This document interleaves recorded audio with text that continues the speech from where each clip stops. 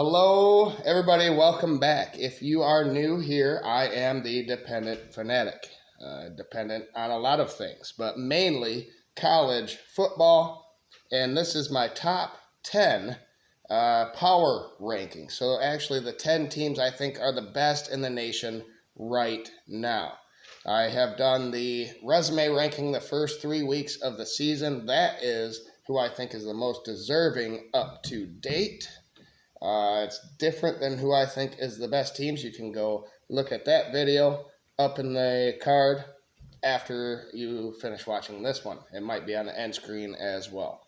So, without any further ado, the 10 teams I think are the best in the nation after week 3.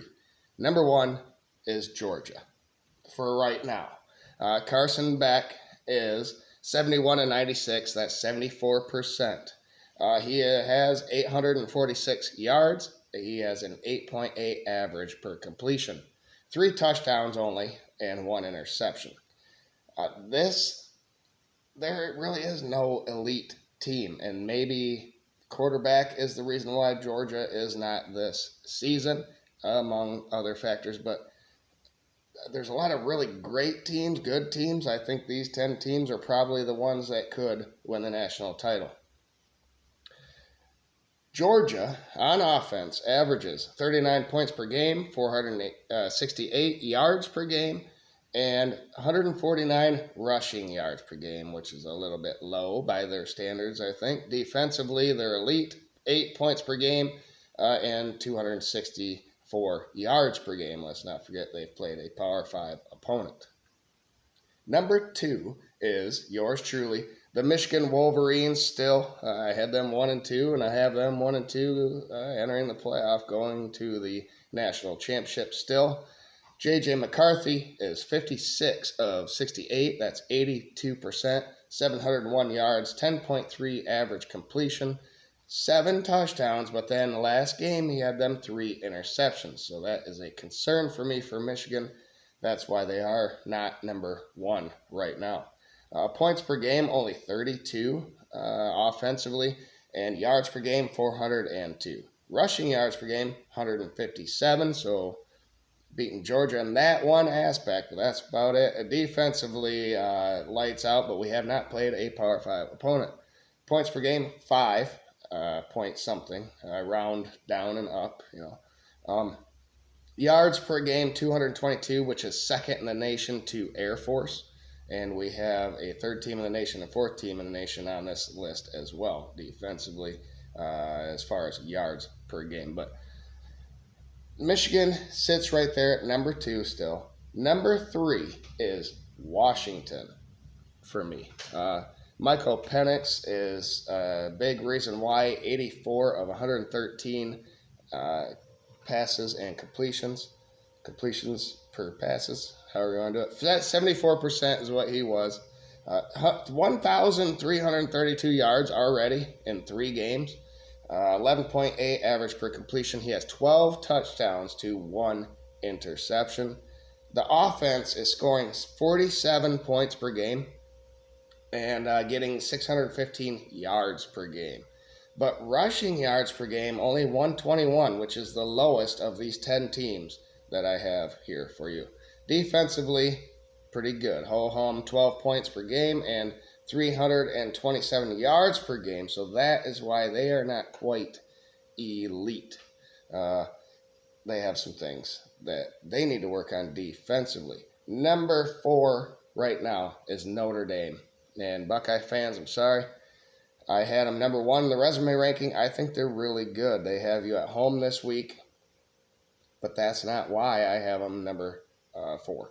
Sam Hartman is 64 of 90 for 71%, 1,061 yards so far this season, 11.8 per completion, 13 touchdowns to 0 interceptions. They're scoring 46 points per game and 509 yards per game, and 205 rushing yards per game. Defensively, allowing 12 points per game and 234 yards per game, which is 4th in the nation. Number 5 is Big Ten team. Another one, Penn State. Listen, Drew Aller did not have his best game last Saturday, but he is for real. It's his first road game, first road test as a starter. He will be just fine. He's 59 of 88 so far, 67%. That's after like a 50% performance last week. 737 yards, 8.4 per completion. He has 4 touchdowns and no interceptions. Offensively, Penn State's rolling up 44 points per game, 467 yards per game, and 208 rushing yards per game. That leads all the teams on this list. Defensively, they're giving up 12 points per game and 267 yards per game. Not too shabby. Number 6 is Texas. They got that road win at Alabama that doesn't look as good now. Alabama's nowhere near this list, so be rest assured of that. Quinn Ewers is 54 of 89, which is only 61%, 740 yards, 8.3 per completion, but he has 8 touchdowns and no interceptions. Points per game is only 34 for Texas, but they did play that game at Alabama. Yards per game 409, and they are getting 157 rushing yards per game. Defensively, allowing 15 and 276 yards. Number 7, this is where the third Big Ten team comes in, and it's Ohio State.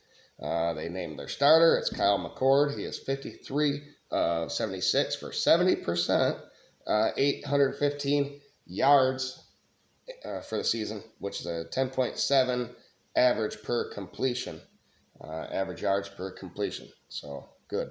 6 touchdowns and 1 interception.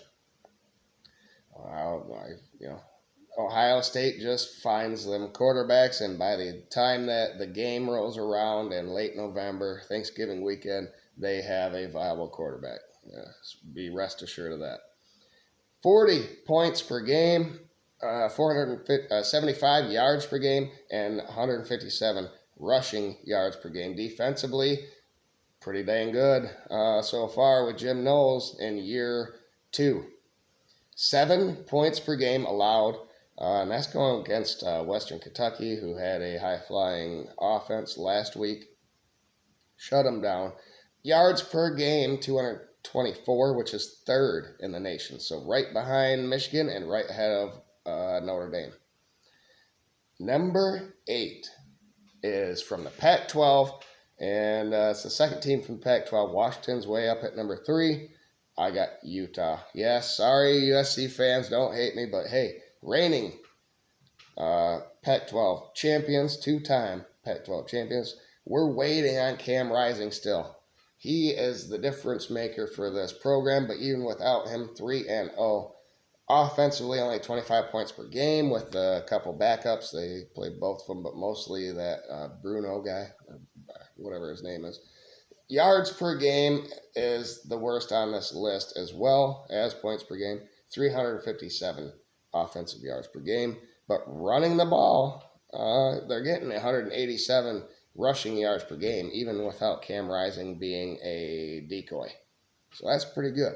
Defensively, 10 points per game and 271 yards per game allowed. Here is USC right behind Utah, so flip them back and forth if you want. Caleb Williams is their reigning Heisman Trophy quarterback, 55 of 70, which is 79%, 878 yards, 12.5 yards per completion. He has 12 touchdowns and 0 interceptions. They had the bye week. That Stanford beatdown doesn't look as good now since Stanford lost again. Defensively is where they're not elite. Points per game, 17 allowed, and yards per game, 368. Will it get better? We'll see. They have potential to move up. The Pac-12 is chock full of great wins possible. Number 10, and the last team on my ranking, is Florida State. Florida State beat LSU in that neutral site game, and that win's getting better and better because LSU just rolled Mississippi State in cowbell land. And but Florida State only beat Boston College by 2. Boston College definitely could have won that game. They are at number 10 for me. 53 of 84 is Jordan Travis. That's 63%. 729 yards, 8.7 per completion. He has 8 touchdowns and 1 interception. They're scoring points. 47 points per game, 463 yards per game, 190 rushing yards per game, but defensively is where they are struggling right now, especially after that Boston College game. And then they did play LSU, so probably the only team on this list that have played 2 Power 5 opponents, but they're giving up 22 points per game and 391 yards per game. So there you have it. That is the best teams, in my opinion, in college football through week 3. It will change next week, probably. Well, it will. Notre Dame, Ohio State play each other. And all these, it's going to be just a great week. Coming up, week 4 is chock full of amazing competitions between Power 5 teams. Stay tuned for, I might do some picks this week now that I know more about these teams. I'll pick some of these games against the spread and straight up. I don't know if I'll do the over-under or against the spread. We'll see. We'll see what happens, but that'll be probably Thursday if it happens. I'm not promising anything. But always stay tuned for post-game reactions on Saturday and then the resume ranking on Sunday. This last one, I stayed up late and did it Sunday morning after that Colorado State game. Wow, what a game. But anyway, enough boring you. Number 1, Georgia. Number 2, Michigan. Number 3, Washington. Number 4, Notre Dame. Number 5 is Penn State. Number 6, Texas. 7 is Ohio State. Number 8 is Utah. Number 9 is USC. And number 10 is Florida State. All of my playoff predictions are still alive and undefeated and on this list. Thank you, everybody. Like the video, share with other people, subscribe if you have not, and we'll see you next time. Go Blue.